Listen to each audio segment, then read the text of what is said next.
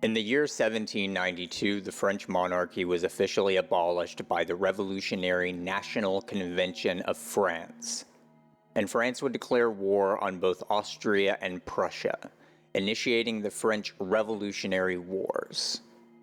These Revolutionary Wars and the Napoleonic Wars, which would immediately succeed them, would continue for over 23 years. Shortly following the abolition of the French monarchy in 1793, the French Revolutionary Tribunal would initiate what is now known as the Reign of Terror, in which the Tribunal and Commission for Public Safety would officially execute approximately 17,000 individuals, with another 10 to 12,000 being executed without trial, and as many as 10,000 more dying in prison. This reign of terror was largely initiated by Maximilien Robespierre, the president of the French National Committee and member of the Commission for Public Safety. Robespierre came to believe that the greatest threats to the success of the revolution were enemies internal to France itself. Counter-revolutionary forces which threatened to undermine the goals of the revolution or to undermine Robespierre's own position of power. As Robespierre himself spiraled into a kind of paranoid and bloodthirsty madness, the Reign of Terror would likewise spiral out of control. The terror would claim the lives of the revolutionaries themselves as much as supposed counter-revolutionaries, and eventually even Robespierre himself would face the guillotine. Despite the lofty aspirations of equality and the supposedly inexorable and liberating progress of human reason, the French Revolution would come to transfigure itself into a monstrosity which would butcher many of those who fought to create it. Following a series of subsequent political upheavals, in 1804, Napoleon Bonaparte would come to be declared the first Emperor of France. The liberatory and progressivist ambitions of the French Revolution had become the ambitions of empire, and this ambition was explicitly fueled by the will to resurrect the glory of imperial Rome.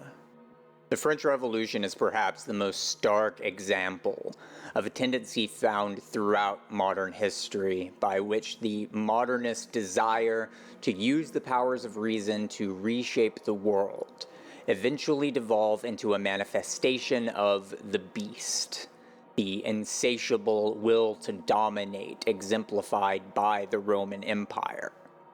Our will to remake the world so often reveals itself to be a facade underneath which we find the will to devour the world. In November of 1807, 23,000 French imperial soldiers would enter Spain, in a ploy by Napoleon Bonaparte to overthrow the Spanish and Portuguese monarchs and replace them with Napoleon's brother, Joseph Bonaparte, thereby effectively incorporating Spain and Portugal into the French Empire. The people of Spain would reject this foreign rulership and violently revolt against the French occupation. This would result in what would be called the Peninsular War, which would continue for 5 subsequent years. This war would ultimately claim the lives of over 1 million individuals, including some 400,000 Spaniards. In 1814, the Spanish painter Francisco de Goya created the 3rd of May, 1808, an oil painting depicting the execution of Spanish civilians by French imperial soldiers. At the center of the work, we see an ordinary man with a sunburnt face, a common laborer, whose arms are spread out in a manner evocative of the iconography of Christ's crucifixion. It's difficult to discern whether the man's gesture is intended to be one of defiance or simply distraught exasperation, but it is nevertheless clear that Goya intended this work to be one which showed us the horror of ordinary human life being annihilated by the cold, calculative, and disciplinary institutions of power and war. The institutions which we have created in our attempt to refashion the world in the image of human rationality. The 3rd of May 1808 is often considered to be the first truly modernist work of art. In it, we see an abandonment of many traditional forms in favor of an emotionally evocative impressionism. The informal stylistic gestures within the painting would be taken as indicating that it was created in a rush of passionate urgency, which mirrors the desperation of the scene it depicts. It is a work which, unlike the court paintings which Goya created earlier in his career, is not intended to edify that which is depicted, but rather to bring us into confrontation with the reality of the human costs of empire. In 1819, Francisco de Goya purchased a house on the banks of the Manzanares River outside of Madrid. This house had received the name Quinta del Sordo, or House of the Deaf Man, as its former owner had been deaf. Synchronistically, de Goya himself had been rendered deaf in 1792 due to an illness. Between 1819 and 1823, Goya left the house to reside in Bordeaux, but returned to the house periodically so as to create a series of 14 paintings directly upon the inner walls of the house. These images would become known as the Black Paintings. One particularly famous work among these black paintings came to be called Saturn Devouring His Son. Saturn, known in Greek myth as Kronos, is a god of time. We must understand, however, that our modern understanding of time may not necessarily accord with the concept of time denoted by the concept of Kronos. Much like the concept of love, the ancient Greeks also understood time in several different ways. The word kairos indicates a decisive or opportune moment, while aion indicates cosmic, cyclical, and eternally returning time. So what then is the meaning of Kronos time? The Roman philosopher Cicero wrote that the Latin name for Kronos was Saturn because time became saturated as it came to devour the ages, just as Kronos devoured his children. It would seem then that for the ancients, Kronos time was the all-consuming past, with all things eventually coming to be devoured and thus incorporated into history itself. But insofar as Kronos represents the past, it also represents the inertia of the past, and the human institutions which carry the legacy of the past forward into the present and the future. Kronos is father time, and this paternal denotation seems to be a gesture towards the patriarchal structure of families, tribes, and kingdoms, which serve to carry forward the momentum of traditions and institutions. Within ancient alchemy and astrology, Saturn was associated with the substance lead, indicating weight, gravity, mass, and inertia. In Western occult and esoteric traditions, the concept of an egregore refers to a kind of collective consciousness which arises from the thought and activity of a distinct group of people. One could understand this concept as a kind of hyper-agency which transcends individual human beings. It is the will of the tribe, mob, state, or corporation. Such institutions and the collective consciousness which emerges from them very much embody the Saturnian archetype, in that such an egregore carries forward the spirit of the collective and comes to incorporate or consume the individuals who participate in them. In the best of circumstances, such collective institutions serve to sustain, further, and perpetuate human life. The practices and collective spirit embodied by the egregore are able to form a collective agency, which allows for an aggregation of individuals to constitute a people, and thereby enculturate the skills and wisdom required for the flourishing of individual human lives and families. In the worst of circumstances, conversely, such an egregore might prove to be immensely maladaptive and self-destructive. A mob is not a form of collective agency which can sustain or perpetuate human life, as ultimately such a collective spirit comes to destroy the very conditions for its own perpetuation, much like a fire burning away its fuel, or a cancer destroying the body that it depends upon. Addiction, likewise, is a kind of self-perpetuating or autocatalytic process which acts to reshape human life in accordance with its own sustenance. Ultimately, however, addiction, much like cancer or a deadly virus, comes to annihilate the very conditions for its own existence. Addiction can continue insofar as it can continue to spread and thereby inhabit new human minds and bodies. But if unable to do so, it is a parasitic process which destroys its own host. Addiction, like a wildfire, can only sustain itself if it is able to disseminate itself faster than it consumes its own substrate. The word parasite certainly has negative connotations, but even parasitic creatures will avoid killing their own host if they don't have to. Within the life processes of most organisms is the embodied intelligence required to ensure that the organism does not destroy the conditions for its own existence. A malignant tumor, on the other hand, does not understand that its own ravenous growth will ultimately kill the body which it depends upon.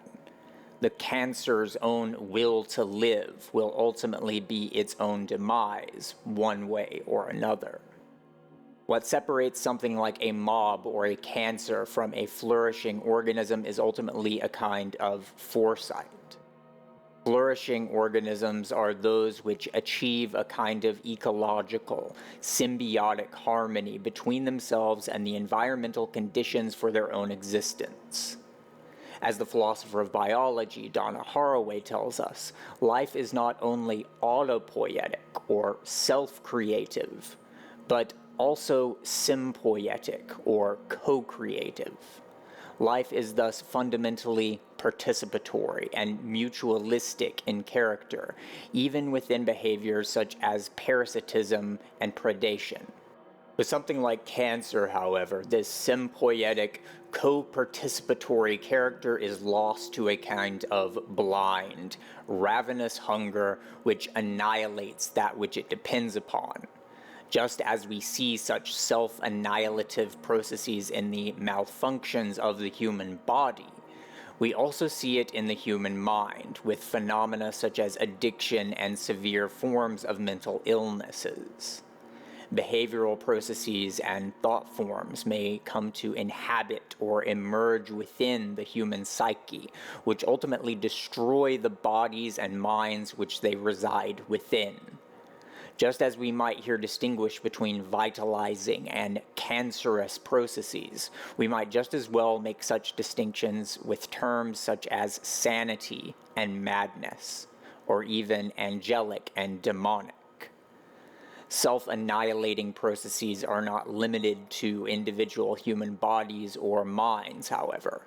We can also see such cancerous processes come to manifest within egregores, or collective human consciousness as well. As with the distinction between a cancerous growth and healthy living tissue, the distinction between cancerous and vitalizing egregores is a matter of the distinction between the foresight of embodied wisdom and the voraciousness of unmitigated will to domination. Returning now to the French Revolution and the catastrophic terror, violence, and war which came to emerge from it, we might now ask, what exactly made the difference here? The French revolutionary spirit certainly began with deeply moral convictions, the principles of liberty, equality, and fraternity, and the conviction that the power of human reason can allow us to create a better world. How, in spite of beginning with the most noble of intentions, could such a collective spirit come to devolve so rapidly into utter madness and ultimately transfigure itself into the very tyrannical despotism which it had initially sought to overcome? The answer here lies, I suspect, in the nature of the very rationalism out of which the French Revolution would emerge, as it was by this very rationalism that the French revolutionaries came to abandon the primacy of sanctity. Although the Enlightenment ideals of the Revolution may have seemed to be admirable aspirations, the primacy of these aspirations within the revolutionary spirit meant that all other values, including the sanctity of human life, came to be subordinated to the project of realizing those ideals.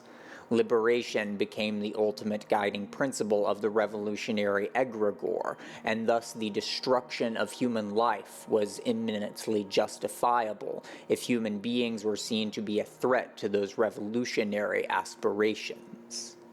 Dostoevsky tells us that if God is dead, then everything is permitted. We might here elaborate upon that sentiment by saying that if the human will to reshape the world is not conditioned by a sense of human sanctity, then such a movement will not only come to permit, but to actively necessitate the destruction of human life in its quest to bend reality to the demands of utopian delusions. If the will to human liberation is not conditioned by fundamental values which can shape and direct such aspirations, then such liberation will only ever amount to the desire for individual power.